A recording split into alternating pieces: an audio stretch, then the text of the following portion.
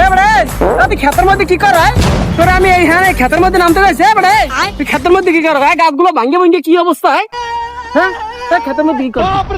কি হয়েছে চিল্লেন কেন ওটা গাছ তোলা ছাগলের লাগে কি চিল্লে চিল্লি লাগাইছে না ভাইয়া কি হয়েছে এ তো চোরের মার বড় গালায় তুই এই রেমে তোর খেতে নামছো কেন তোর বাবার খেতে নামছো তুই তোর বাবার দ্বার জিগে লইছো খেতে নামছো চুপ প্রায় কান সমস্যা ফাটাই গেলাম